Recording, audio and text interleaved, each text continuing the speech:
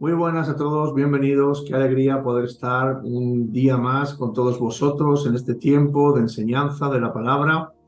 Seguimos aprendiendo más acerca de esta armadura que el Señor nos ha dado, la armadura del creyente. Estamos ya en nuestra lección 33 y parece que fue ayer cuando comenzábamos. Y hoy tenemos con nosotros, como ya estáis viendo ahí, a nuestro querido hermano y amigo Félix de la Morena, perdón.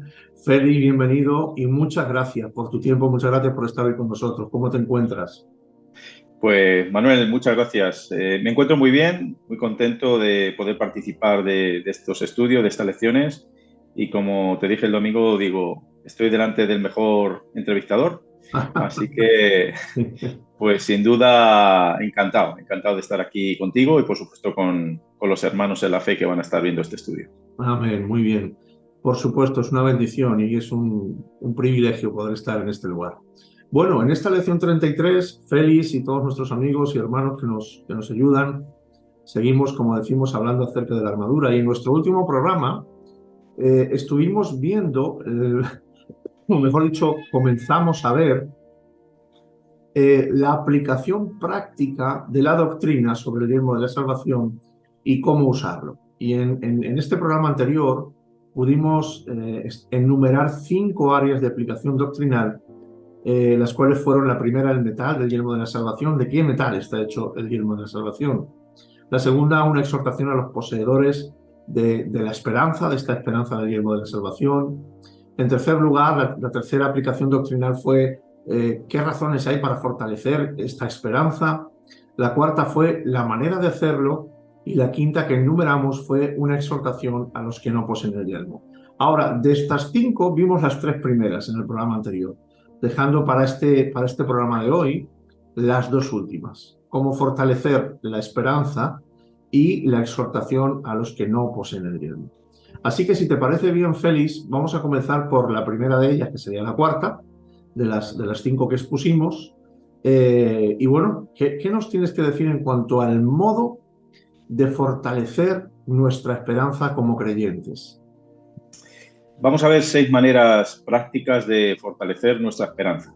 Ajá, Así que vamos a ir punto por punto y vamos a ver que va a ser muy práctico también, como siempre muy bien, intentamos hacer estos estudios. muy bien. La primera manera es estudiando la palabra de Dios con diligencia. Esa es Ujú, la primera fórmula. El cristiano, la única manera que tiene de crecer, de fortalecer, no solamente la esperanza, sino cualquier virtud, cualquier don que el Señor ha depositado en nosotros, es a través de su palabra, a través de alimentarse de su palabra. así es. Igual que el bebé, pues recién nacido, pues necesita de la leche materna constantemente para crecer, pues nosotros necesitamos la palabra de Dios. Ajá, ¿Por qué? Porque la palabra de Dios va a crear algo sólido, algo consistente, para claro. que nuestra esperanza o para que el resto de virtudes se puedan consolidar y se puedan mantener. La palabra dice en Romanos 15:4, dice, a fin que por la paciencia y la consolación de las Escrituras Ajá, tengamos esperanza. Entonces vemos que la palabra es clave. Palabra, por supuesto, la oración, pero la palabra es clave para que la esperanza siga manteniéndose viva, fuerte a lo largo de todo nuestro caminar. Y amén. fíjate si es así, Manuel, que el diablo esto lo sabe muy bien. Claro, Entonces, claro, él va a intentar a toda costa privar al creyente de acercarse a la palabra porque ahí sabe que ahí es donde está su fortaleza. así es. ¿Y sabes cómo lo va a intentar? Pues dínoslo, cuéntanoslo. Vamos a ver dos aspectos. Ajá. Uno, se va a aprovechar de la pereza que muchas veces tenemos los creyentes. Ujú, Los creyentes muchas veces somos muy vagos a la hora sí, de estudiar las escrituras. Pensamos que simplemente asistiendo a reuniones o que ore por mí el pastor o el líder de turno, está todo solucionado, ¿no? sí, sí, hay muchos Entonces, creyentes que le dejan todo a los pastores, a los líderes y a Dios. correcto. Y ellos, ellos mientras tanto a la Bartola, sí, efectivamente. Sí. Claro, entonces el diablo se aprovecha de esto. Ajá, Entonces, ¿qué es lo que pasa? Que estos creyentes pues se quejan, tienen dudas, tienen temores, y entonces en lugar de acercarse a las escrituras, pues nada de eso. Entonces, es como el hambriento que está constantemente quejándose, que te cuentas por la calle, dame ajá, pan, dame algo, y cuando le extiendes pues en este caso un alimento o una ayuda, pues resulta que te la rechaza. Entonces, es de la misma, funcionaría de la misma manera, ¿no? Es decir, se quejan de vicio. La segunda manera es tergiversando la palabra. Amigo. O trayendo aplicaciones falsas de las escrituras. Sabemos que el diablo es un experto, teólogo en esto, no para bien, sino para llevarte en este caso, a conclusiones que te van a llevar a un camino de pecado, de desobediencia a Dios. Lo vemos desde Génesis capítulo 3, cuando el diablo dice, con que Dios ha dicho, pues el diablo sabía perfectamente lo que Dios había dicho y cuál era el mandato, pero él fue capaz a tergiversar, a tornar, a darle la vuelta al calcetín para que en este caso el hombre cayera en el pecado. Entonces Satanás funciona de la misma manera. Entonces, si Satanás, Manuel, manipula de tal manera la palabra para debilitar tu esperanza o para privarte de la herencia que las escrituras nos muestran a lo largo, pues, desde Génesis hasta Apocalipsis, debemos perseguir con ahínco dos metas. O sea, como creyentes nos tenemos que proponer conseguir dos objetivos que son vitales y prioritarios para que el diablo no gane ventaja.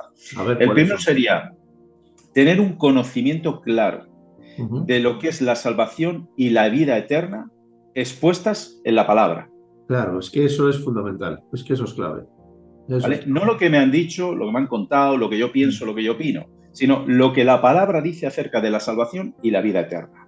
Claro. Y el segundo aspecto es cerciorarte, asegurarte de que eres un pecador arrepentido y creyente. Claro. Es decir, que no solamente te arrepentiste un día determinado, sino que eso se ha continuado en el tiempo. Eso es vital. La segunda manera de fortalecer nuestra esperanza sería manteniendo la pura conciencia. Dice Tito en el capítulo 2, versículos 12 y 13, dice: renunciando a la impiedad y a los deseos mundanos, vivamos en este siglo sobria, justa y piadosamente, aguardando la esperanza bienaventurada. ¿Qué quiere decir Tito con esto? Que la vida santa en este mundo presente es la que realmente te posiciona para esperar una esperanza bienaventurada. ¿Por qué? Porque el pecado, Manuel, lo que va a hacer es traer temor, temblor, va a destruir la vida espiritual del creyente. Y eso lo que va a propiciar es que nos alejemos de Dios. Claro. Y si nos alejamos de Dios y si empezamos a tener miedo y temor de Dios, entonces nuestra esperanza se va a desvanecer. Claro, o sea, se va a diluir como un azucarillo. Entonces es muy importante que mantengamos esa manera santa, renunciando a todos los deseos pecaminosos, para que nuestra esperanza es un indicativo de que realmente esperamos la bienaventuranza de Dios, una vida que agrada a Dios. Muy bien. No sé si tú has oído hablar alguna vez, a colación de esto que nos estás diciendo, de una anécdota maravillosa que hay acerca de Calvino. Él tenía por costumbre estudiar durante gran parte de la noche las Escrituras, porque en ellas se encontraba pues lo que estamos hablando, ¿no? Esa esperanza y esa fe, ese fortalecimiento, esa edificación, esa madurez, ese crecimiento. Y bueno, como te digo, hay una anécdota en la que, bueno, pues sus amigos, los amigos de Calvino, intentaron hacerle dejar esa costumbre que él tenía de estudiar por las noches, durante gran parte de la noche, todas las noches, la palabra. Y este hombre respondió, dice: ¿acaso queréis que mi Señor me encuentre ocioso cuando él vuelva?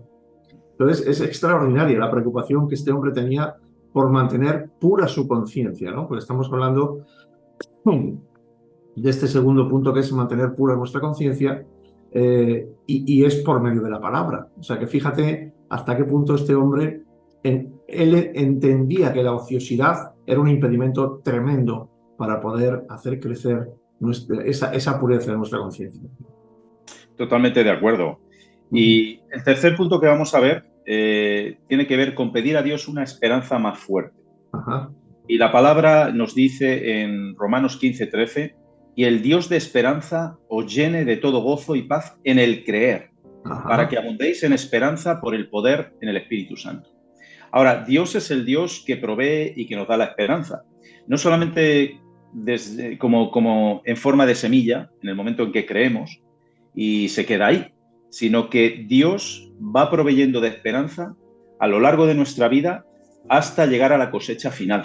Ajá. Que Dios se ha comprometido a estar involucrado, a proveer de esperanza al creyente, como digo, hasta la cosecha final, que será cuando nos encontremos con Él o Él venga en su segunda venida. Sí. Entonces nos tenemos que asegurar, Manuel, de reconocer humildemente nuestra necesidad delante de Dios para que Él nos provea el crecimiento espiritual, la ayuda espiritual. Claro. Dice así el Salmo 104:21, es muy gráfico, dice: rugen los leoncillos tras su presa y buscan de Dios su comida. O sea, aun las criaturas saben que dependen de la mano de Dios. Claro. Entonces nosotros pues somos mucho más que los leones, que los animales, y entonces Dios se ha comprometido a cuidar, en este caso, de sus hijos y de proveerles. La cuarta manera, Manuel, sí, es aumentando el amor. Ajá. Ahora, el amor tiene una fuerte influencia sobre la esperanza.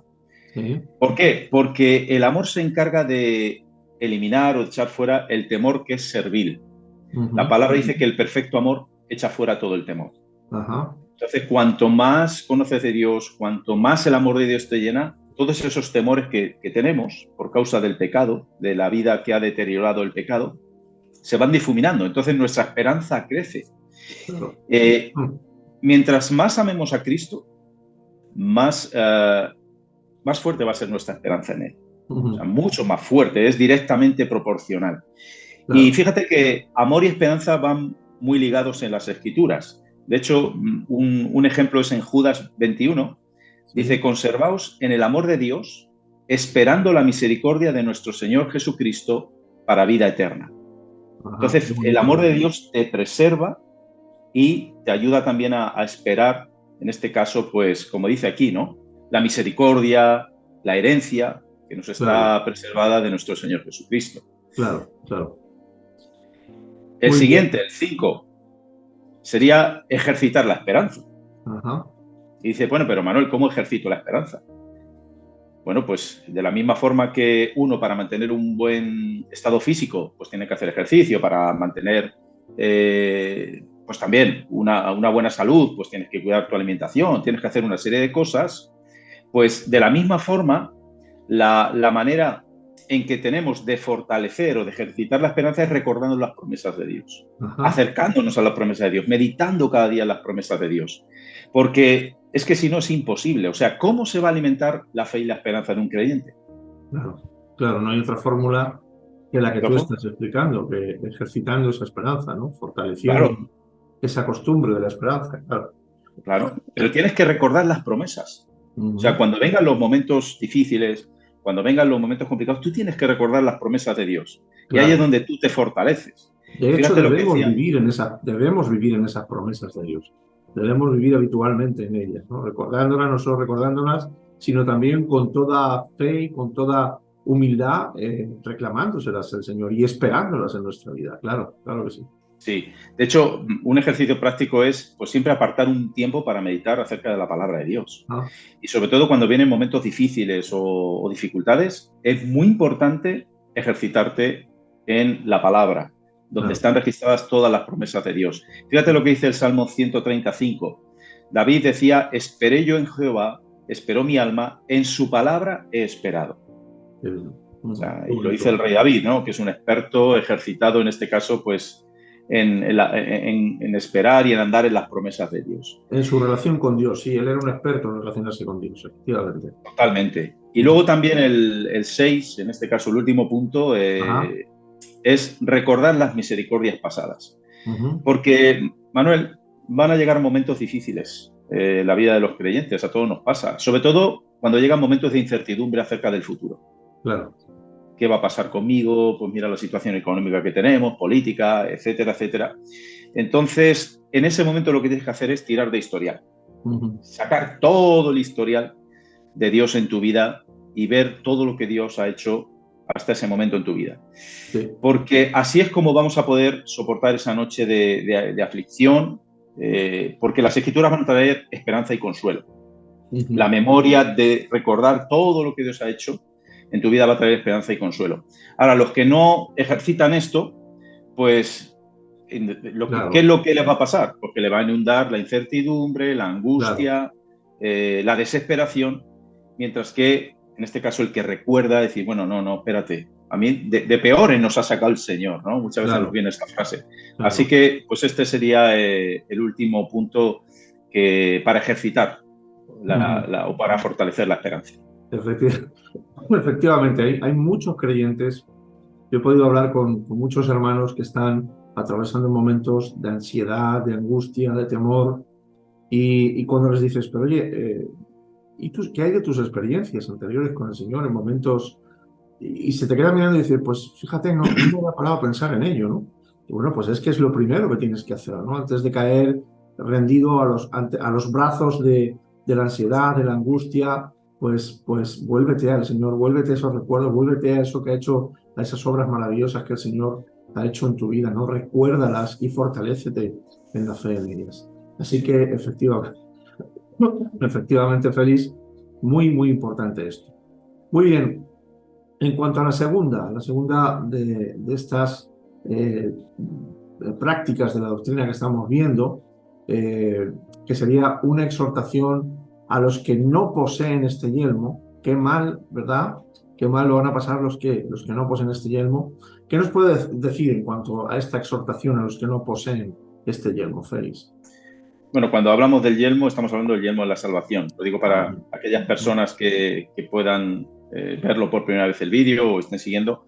Pero esto es un llamado a aquellas personas que no tienen todavía la salvación en Cristo Jesús ujú, o que creen que la tienen, pero realmente sus vidas no reflejan ese cambio, ¿no? Entonces, queremos aquí hacer un llamado y que tengan en cuenta tres consideraciones.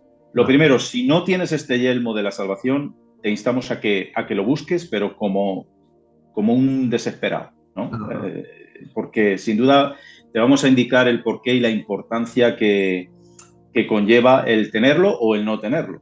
ujú. Entonces, lo primero que vamos a ver tres consideraciones. Muy bien. Y la primera sería, la desesperación causa una gran tristeza. Es Ajá. decir, el no tener este yelmo, fíjate lo que conlleva, lo que conlleva, ¿no? El no tener ese yelmo de la salvación. Dice el apóstol Pablo que el hombre sin Dios está sin esperanza. Ajá. El hombre sin la salvación está sin esperanza. Y Absolutamente. fíjate, el propio Salomón expresó que el corazón de los malvados son como nada. Ujú. ¿Por qué? Porque el único que puede dar valor a un corazón, a una vida, es Dios. Entonces, Claro. la vida sin Dios no vale absolutamente nada. Entonces, Ujú. si Dios es la luz, pero y no brilla en nuestro entendimiento, pues estamos ciegos. Absolutamente. Estamos ciegos. Si Dios no consuela nuestra conciencia, pues seremos meros eh, ateos necios. Ajá. ¿Eh? Dice la palabra que solamente el necio dice que no hay Dios, que no existe Dios. Entonces, ¿cómo puede haber consolación si alguien no cree en Dios? Claro, ¿Eh? es imposible. Es imposible. Imposible. Ujú. Ahora, algo más grave, pues Manuel, si Dios no mora en ti, pues la palabra es muy clara. El que no es hijo de Dios, pues es hijo del diablo. Está No hay claro, más. el No mundo hay está más. bajo el maligno Ujú. y él es el Dios de este siglo y él opera en los hijos de desobediencia, ¿no? Ajá. Cuando hablamos de hijos de desobediencia, hablamos de aquellos que no son hijos de Dios, que no han rendido sus vidas a Dios. Y entonces, lo más tremendo de esto es que no se puede estar sin esperanza, ni en la vida, pero tampoco en el momento de la muerte. Claro, imagínate.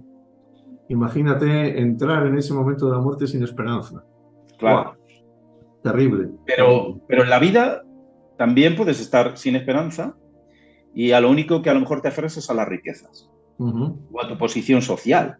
Sí, algo que te dé Pero, seguridad, algo que en cierto modo correcto, te proporcione seguridad, ¿no? Una algo que falsa te seguridad, proporcione mejor dicho. seguridad, que te proporcione algún tipo de valor, pero que Ujú. sabemos que es pasajero.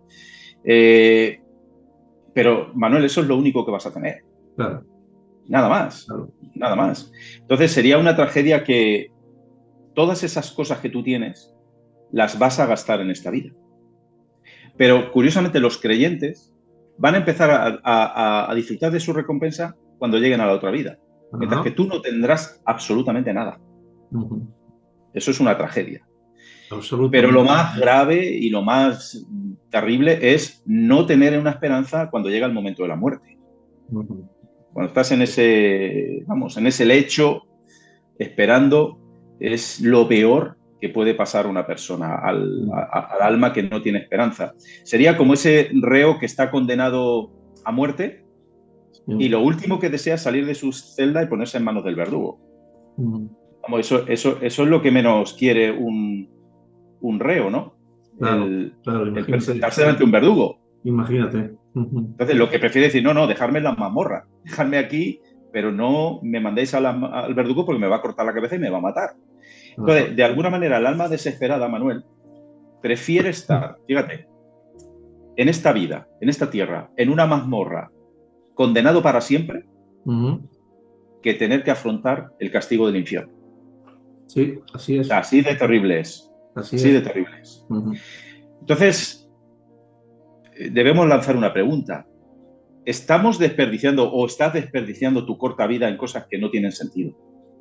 Cuando todavía no has resuelto el problema más grave y más importante que tienes, que es tu salvación, que es tu vida eterna. Pues una pregunta muy importante de responder, de hacérsela y de responder.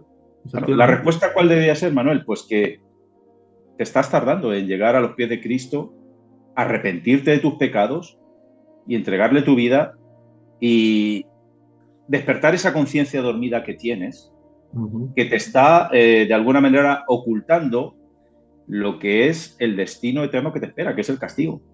O sea, la única manera de despertar la conciencia dormida es entregándote a Cristo. Porque la conciencia dormida te engaña.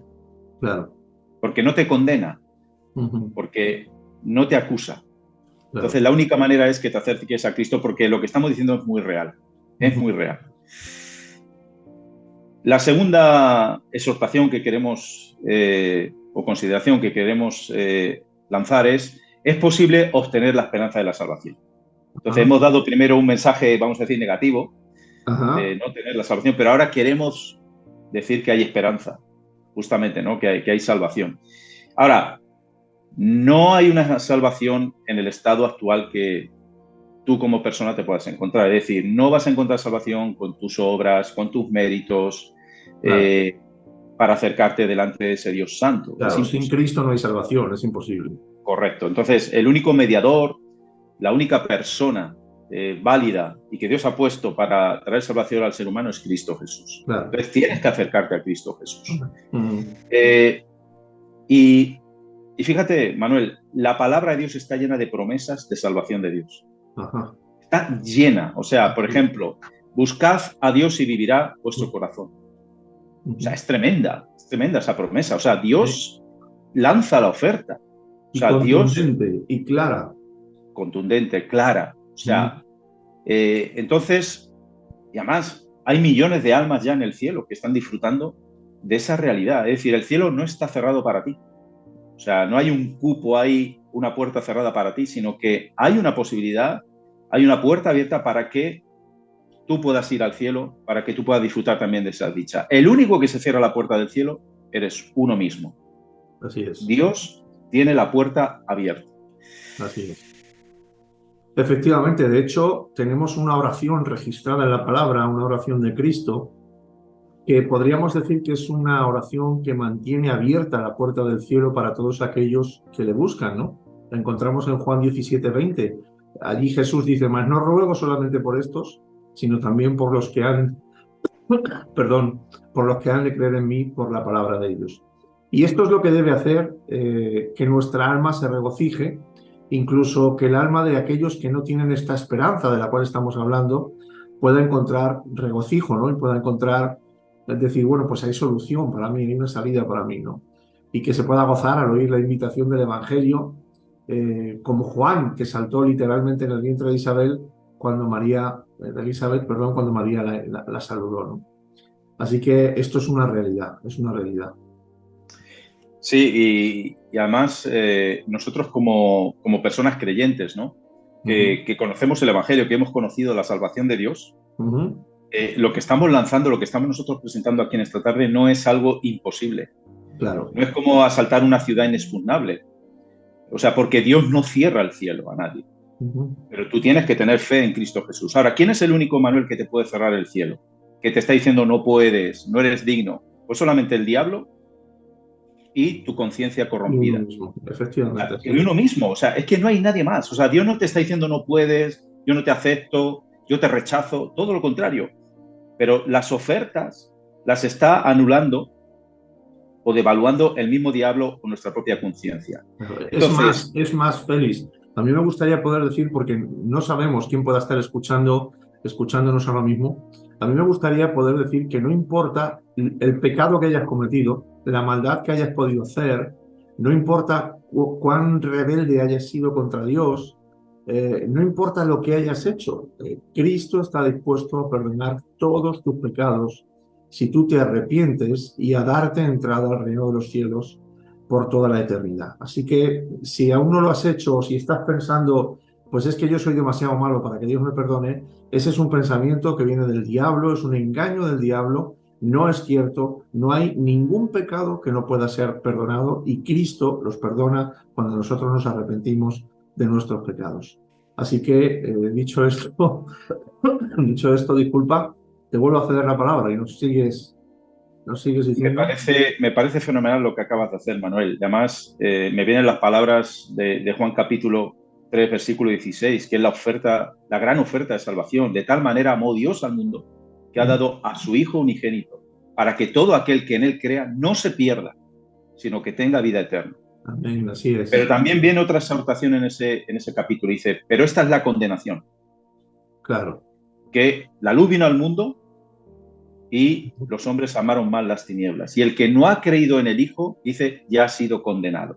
Entonces tenemos Efectivamente. también que decir la otra parte, la otra cara. Ujú. Si mañana tú compareces ante el jurado celestial y te preguntan por qué tu alma ha sido condenada, no podrás echar la culpa a Dios. Claro, O sea, claro, tendrás que decir, yo estoy aquí condenado por mi propia conciencia, por claro. haber rechazado las ofertas de salvación del Evangelio. Y entonces eso va a ser, eso es terrible, ¿no? Eso es terrible, indudablemente. Así es, así es. Y el último punto, Manuel, la última consideración que vamos a ver es la crueldad, pues, de atraer voluntariamente sobre ti la destrucción eterna. Ya estamos viendo un poco esto, ¿no? Y Sí, fíjate qué epitafio más terrible sería este. Aquí yace uno que se suicidó. He aquí alguien que no quiso ser redimido. fíjate.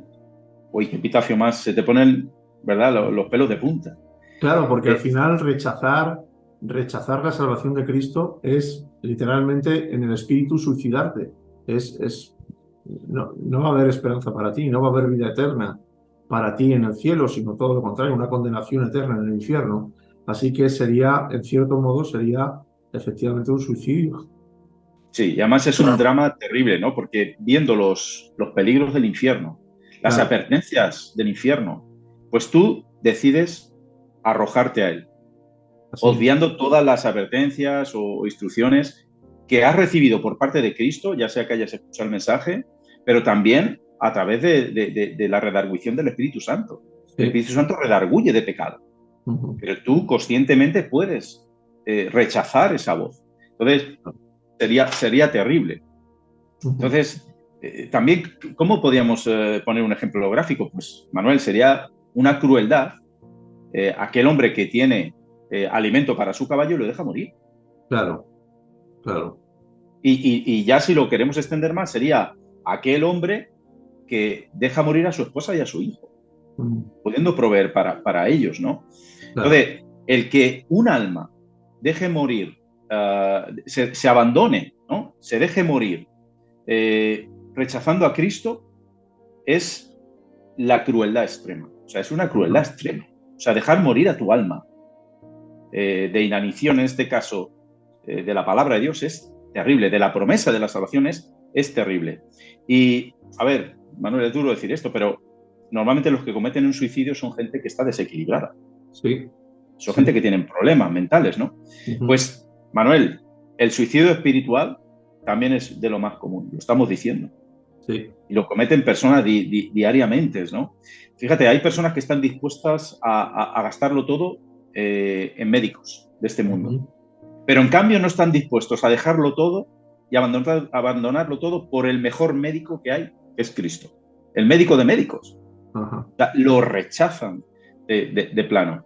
Entonces, bueno, resumiendo en todo esto que estamos diciendo, Manuel, en el mundo empleamos muchas veces la sabiduría, la discreción, pero nos ocupamos poco de los asuntos celestiales y los que tienen que ver con nuestra salvación, ¿no? Con la salvación de nuestro alma. Es como aquel hombre, este señor que tiene una casa, que tiene criados, les provee alimento, pero resulta que el que pasa hambre en esa casa es el dueño y el señor, ¿no? Porque no recibe de ellos absolutamente nada. Entonces, bueno, es cierto que el poder del pecado, de las concupiscencias, pues impiden a los hombres llegar al conocimiento de la salvación. Entonces la pregunta es, ¿realmente de esta forma un alma puede sobrevivir y prosperar? Ajá.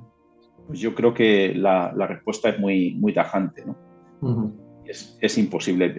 Al final estás viviendo de una manera miserable. No solamente en esta vida, sino tristemente te espera una vida miserable eterna. Claro, claro. Pues Félix, ha quedado muy claro. Yo creo que ha quedado muy claro hoy todo lo que nos has explicado y yo creo que este es uno de esos estudios de la palabra del Señor en las que vemos cosas tan claras y tan importantes que deben movernos a la acción, deben movernos a la acción. No podemos dejar pasar por alto, ¿no?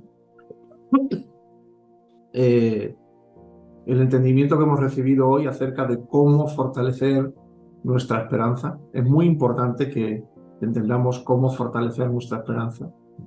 Y es muy importante entender esta exhortación que nos has expuesto para todos aquellos específicamente que no tienen esta esperanza, ¿no? Hay una solución para ello. La desesperanza no debe llegar al nivel de cometer un suicidio espiritual, en este caso, sino que hoy nosotros queremos decirle, como tú muy bien has expuesto, que en Cristo hay salvación para todos aquellos que desean recibir esa salvación, para todos aquellos que se acercan al Señor. Así que me quedo con esta exhortación solemne, necesaria, importante, y esperemos que las personas que nos están escuchando y que no han tenido todavía un encuentro con el Señor, no se han decidido a entregar su vida a Cristo, lo puedan hacer. Y para los hermanos en la fe, bueno, pues que cuiden mucho los asuntos del cielo. Como tú nos decías en tu resumen final, hablamos mucho de sabiduría, de discreción en asuntos mundanos, pero descuidamos mucho los asuntos del cielo. Yo creo que este es un llamado importante a que cuidemos esas cosas del cielo. Pues, Félix, muchísimas gracias. Ha sido un placer y ha sido una bendición poder recibir de ti toda esta exposición, de este estudio. Y bueno, queremos a todos emplazar a un próximo programa. Si Dios quiere, lo tendremos en breve y seguiremos aprendiendo mucho más acerca de la palabra del Señor y concretamente de esta armadura del creyente que el Señor nos da. Félix, ¿quieres añadir alguna cosa para despedirte? Nada, muchas gracias, Manuel, y también al resto que va a estar viendo esta clase, este vídeo, pues como bien has dicho, que esto nos remueva para poner las cosas realmente lo importante, ¿no? Que son las cosas celestiales. Amén, que así sea. Pues lo dicho, que el Señor te bendiga, Félix, gracias por tu tiempo. Volvemos a emplazarte por un nuevo programa y a todos nuestros amigos y hermanos nos vemos próximamente. Saludos a todos, ósculo santo para todos.